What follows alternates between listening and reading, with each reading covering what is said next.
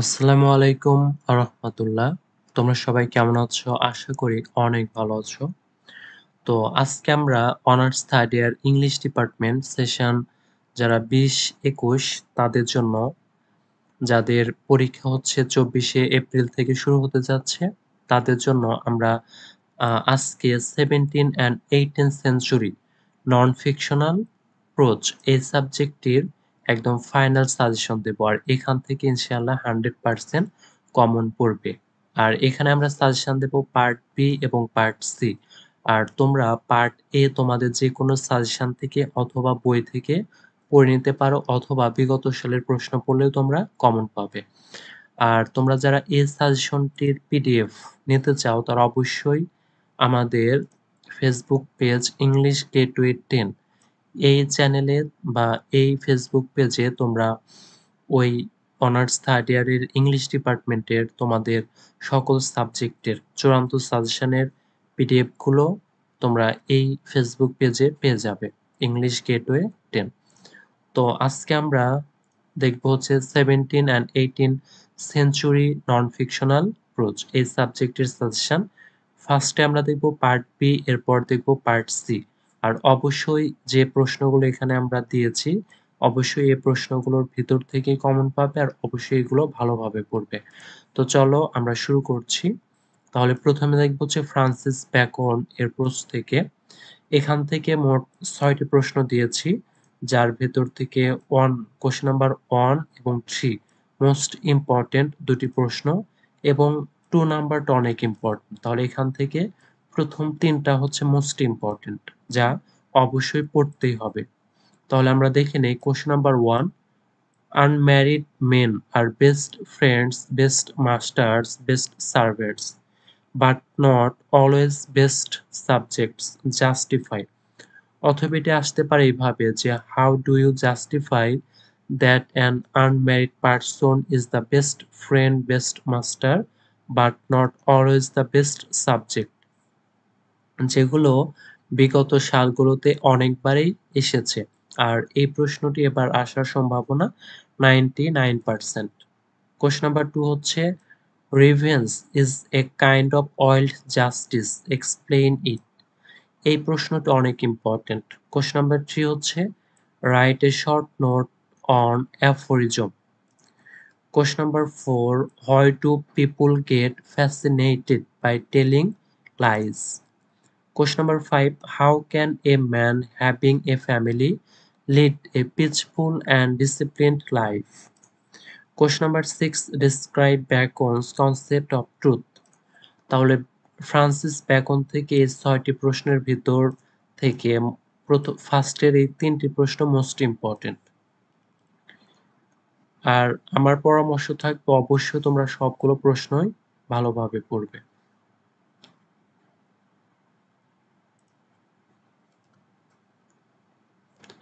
এরপর হচ্ছে আমাদের অ্যাডিসন অ্যান্ড স্টিলি।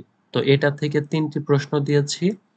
কোশ্চেন নাম্বার 7 হচ্ছে what do you know about Joseph Addison's education from the Spectator's account of himself.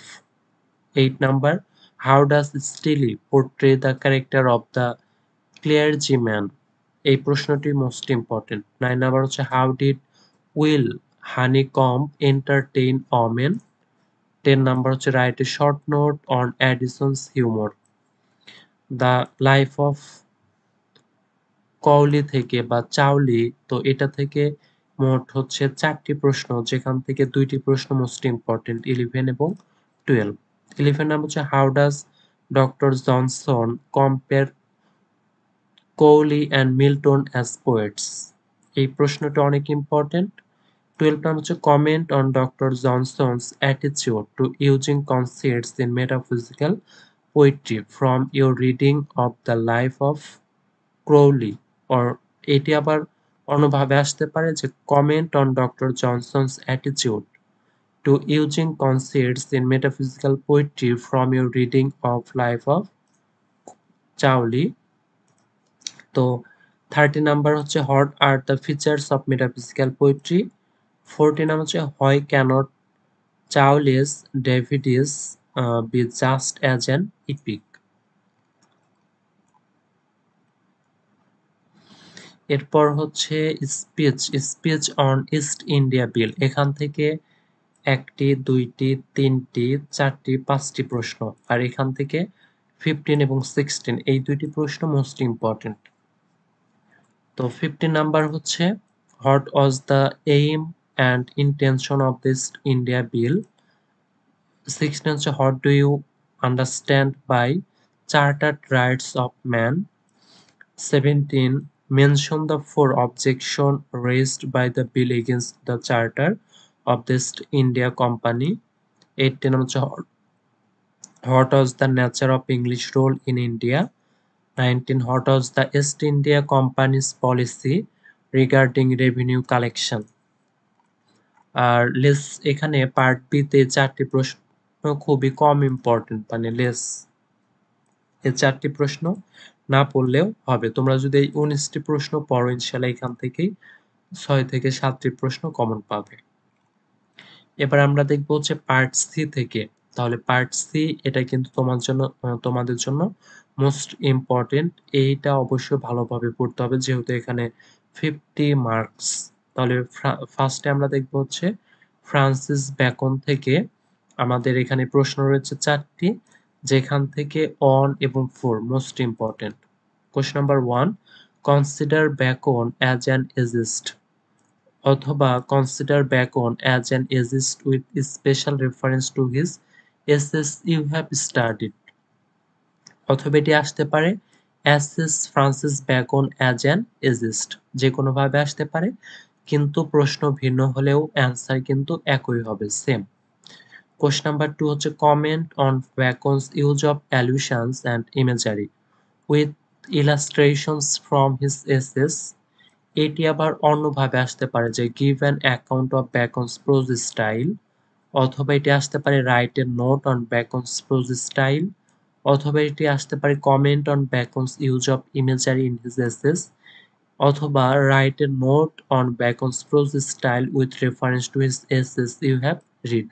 তাহলে এটি দেখো কত ভাবে আসতে পারে, একভাবে, দুইভাবে, এরপর হচ্ছে 3 ভাবে, 4 ভাবে, 5 ভাবে, মানে যে কোনো ভাবে আসুক না কেন অ্যান্সার কিন্তু একই হবে। 3 নাম্বার হচ্ছে discuss Francis Bacon as a moral and utilitarian philosopher based on your reading of his essays. Question number 4 হচ্ছে bring out the influence of the Renaissance on Bacon with special reference to his essays. তো এটি আবার অন্যভাবে আসতে পারে যে bring out the Renaissance elements from Bacon's essay in what ways is Bacon a Renaissance essayist. তাহলে Francis bacon থেকে 4টি প্রশ্নের ভেতর 1 এবং 4 এই দুটি মোস্ট ইম্পর্টেন্ট দুটি প্রশ্ন।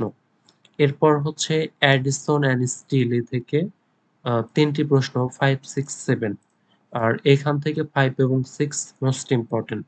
কোয়েশ্চন নাম্বার 5 হচ্ছে write an essay on Addison's prose style. এটি আবার আসতে পারে যে Addison uses irony as a stylistic device, explain ইট।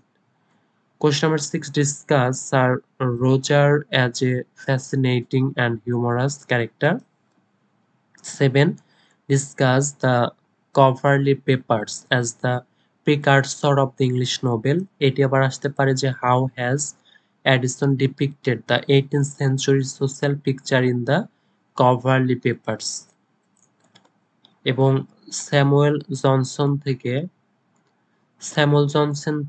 1টি, 2টি, 3টি প্রশ্ন, 4টি প্রশ্ন দিয়েছি যেখান থেকে 8 এবং 9 ফার্স্ট 2টি প্রশ্ন ইম্পর্টেন্ট। যেমন 8 নাম্বার হচ্ছে consider Doctor Johnson as a critic and biographer with special reference to the life of Charlie, অথবা এটি আসতে পারে comment on Doctor Samuel Johnson as a critic and biographer, অথবা এটি আসতে পারে discuss Johnson's art of writing a biography. তো এইটি ভাবে, মানে এই প্রশ্ন এইভাবে আসতে পারে, এটা হচ্ছে মোস্ট ইম্পর্টেন্ট। এইভাবে বিগত সালে যে এতগুলো বার এসেছে আমরা দেখে নেব। এবার এই প্রশ্নটি আসার সম্ভাবনা 99%। কোয়েশ্চন নাম্বার 9 হচ্ছে according to Johnson what are Cowley's strengths and limitations as a poet? এই প্রশ্নটিও 10 নাম্বার হচ্ছে according to Johnson what are the epic qualities found in Davideis? এরপর 11 হচ্ছে consider Johnson's the life of Cowley as a literary criticism. এরপর আমরা দেখব হচ্ছে ইটমান বার্গ থেকে, এটাই শেষ ইটমান বার্গ। এখান থেকে একটি, দুটি, তিনটি, চারটি প্রশ্ন, আর এখান থেকে 11 নাম্বার এবং 13 নাম্বার, এরপর হচ্ছে 14 নাম্বার। এই তিনটি প্রশ্ন খুব ইম্পর্টেন্ট। 12 নাম্বার, কোশ্চেন নাম্বার 12 হচ্ছে critically analyse Burke's view on India as revealed in speech on East India bill. এই প্রশ্নটি অনেক ইম্পর্টেন্ট। বিগত 17, 19, 21 তোমাদের এবার 23-এ আসার সম্ভাবনা অনেক বেশি। Question number 13, how did Burke's knowledge and treatment of the East India Company's abuse of power in India? এই প্রশ্নটি আসতে পারে আবার এইভাবে, what picture of the East India company do you get from Edmund Burke's speech on the West India bill? এটি আবার আসতে পারে এভাবে যে that in its present state the government of the East India company is absolutely incorrigible, discuss. অথবা এটি আসতে পারে write a critical note on the British east India company. তার মানে এই প্রশ্নটি 4 ভাবে আসতে পারে, কিন্তু অ্যান্সার হবে সেম। এই প্রশ্নটি অনেক ইম্পর্টেন্ট। এরপর হচ্ছে 14 number, question 14, describe Burke's critique of Hastings in his speech on the East India bill. এই প্রশ্নটি আবার অন্যভাবে আসতে পারে যে how does Burke criticise Hastings and his lieutenants associates in his speech on the East India bill?